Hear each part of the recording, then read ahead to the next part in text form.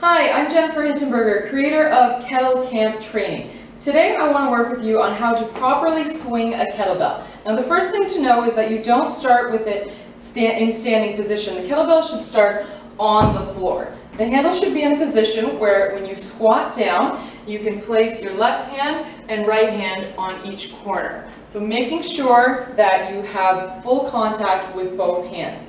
The next thing that I just had mentioned was you want to squat to pick up your kettlebell. So you never want to lean over like that and pick up your bell. You always want to be in a safe position and keep your back strong and supported by engaging your core. So to pick up your kettlebell, you will squat, place your hands on it, and then push it back and use your hips to move it forward. So I'll show you a few reps and then talk about it.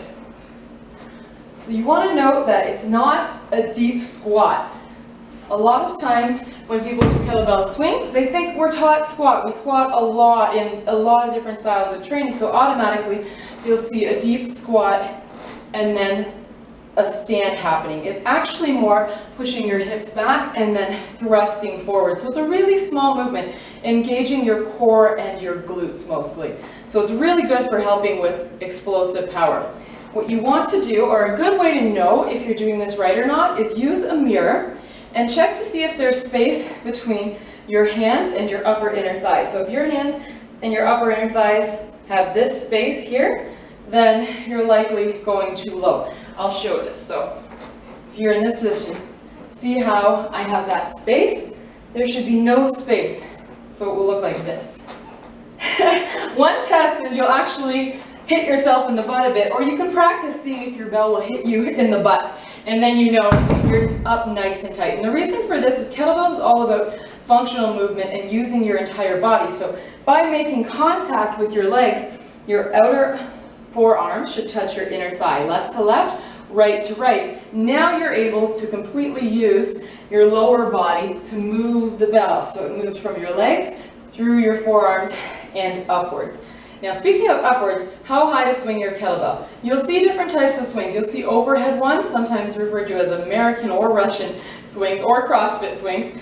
That doesn't matter. Right now I just want you to work on the basic kettlebell swing, and when you do that you want to come to chest height. So not to this degree where it's above your shoulders or even shoulder level. We want to keep working. So once it passes this point, it becomes weightless. Let's just keep it in that place where we're working the whole time. So about chest level on your swings. Other important things to note when doing this, to keep your back especially in a safe position, is that you want to be engaging your core as the bell is going down. So as your bell is dropping, be engaged here, because that's a load that's coming down and it's going to pull on you here if you're not fully supported and following at the right time.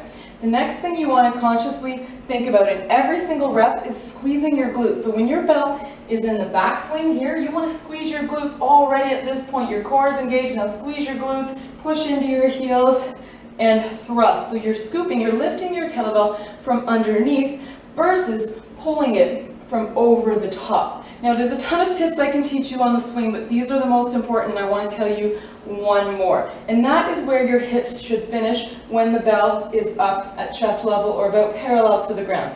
And that is that your hips should always finish in front of your shoulders. So you're coming through, core is engaged, squeeze your glutes, slight lean back, hips are in front of the shoulders. The reason for this is, look what happens if I don't follow through here. If I just swing and I'm in this position, I'll even do it with the kettlebell. So if you see it like this, what's happening in this finish position is that the load is forward and it's going to cause pulling and strain on my low back. So you want to make sure core is engaged, glutes are firing, lean back. This position, the load is now over my bones. My skeletal system is supporting the upward position versus my low back right here. So I'll show you what they look like again when properly executed. So the bell's coming about chest level. When I'm dropping it, my core is engaged. When I'm coming up, I'm squeezing my glutes, and I'm finishing with hips in front of the shoulders. Okay, one more tip. Breathing. You want to inhale when the bell lowers and exhale when the bell comes up. So I'll exaggerate it for you. So